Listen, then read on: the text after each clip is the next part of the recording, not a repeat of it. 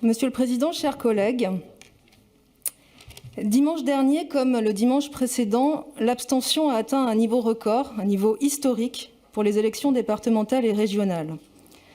Le sursaut de participation que nous attendions tous au second tour n'a pas eu lieu.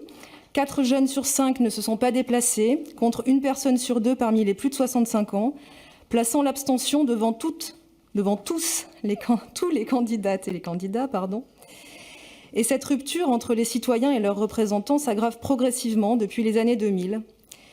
Et ce record historique nous a placés, sans doute ici, tous, dans un état de sidération profond. Alors, au-delà des manquements inacceptables dans la distribution de la propagande électorale, le manque de lisibilité sans doute de notre organisation territoriale qui doit nous interpeller et doit nous engager à redoubler d'efforts pour faire preuve de pédagogie, rendre plus lisible aussi, plus compréhensible le rôle des collectivités locales, comme le rôle du département en premier lieu. Mais il faut aussi avouer que nous traversons une crise démocratique majeure. D'abord, nous constatons tous une immense lassitude des citoyens, mêlée souvent à de l'indifférence. Une situation sûrement amplifiée par la crise sanitaire que nous venons de traverser. Combien d'Isérois votent en pensant encore que les politiques publiques peuvent réellement changer leur vie? Trop peu, sans doute.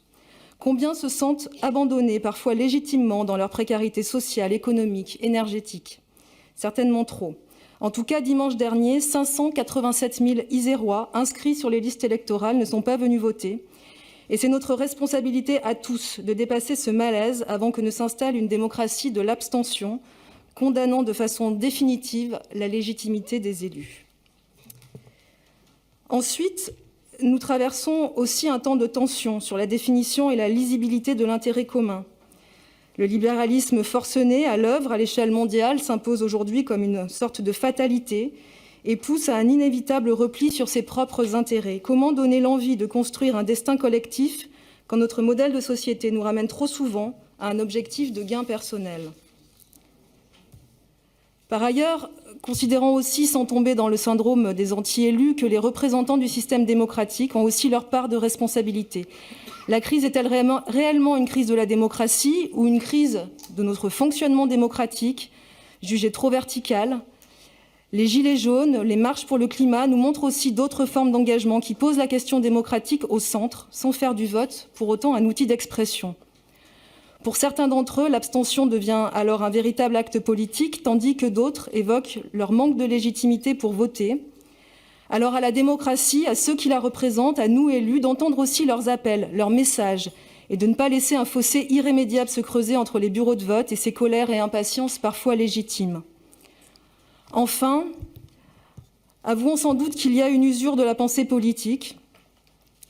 Alors que certains se caricaturent dans leur soumission au monde économique et au mythe d'une croissance infinie, d'autres profitent des colères et des déceptions dans une sorte de surenchère sécuritaire et populiste qui oppose au lieu de rassembler.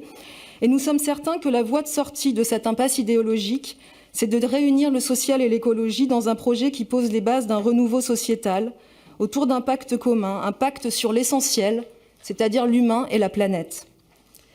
C'est ce que nous avons tenté de faire à notre échelle en misant sur l'union, sur le débat d'idées, pour mettre toutes nos énergies, toutes nos convictions et toutes nos différences aussi dans une dynamique collective, plaçant la transition sociale, écologique et démocratique au cœur du projet que nous avons proposé et présenté aux Isérois.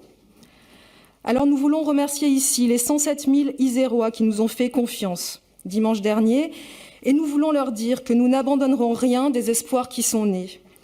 Nous continuerons d'être à leur côté, comme aux côtés des acteurs associatifs et sociaux, convaincus de la nécessité de retisser des liens avec une méthode d'action politique renouvelée, convaincus aussi que nous ne pouvons nous accommoder des désordres écologiques à l'œuvre, convaincus que l'égal accès de tous à la santé comme à la protection sociale du plus jeune jusqu'au plus grand âge n'est pas négociable, convaincu enfin de la nécessité de défendre sans concession le droit pour tous à l'éducation, à la culture, au sport, à l'émancipation. Alors oui, le résultat n'est pas à la hauteur de nos attentes, c'est clair. Nous gardons pourtant l'état d'esprit qui nous a animés pendant cette campagne, et c'est pourquoi nous nous présentons rassemblés aujourd'hui, comme nous l'étions hier, dans un groupe unique, qui continuera de porter le message des électeurs du printemps isérois et plus globalement des habitants que nous représentons désormais tous les 16 dans nos 8 cantons. Notre union n'était pas une simple addition de partis en campagne électorale, notre union est un socle pour travailler ensemble au sein d'une opposition que nous voulons aussi constructive que combative, aussi vigilante que proposante. Dans ce contexte démocratique inquiétant que j'évoquais à l'instant, nous voulons aussi adresser un message à la future majorité départementale. Prenons soin ensemble de notre démocratie.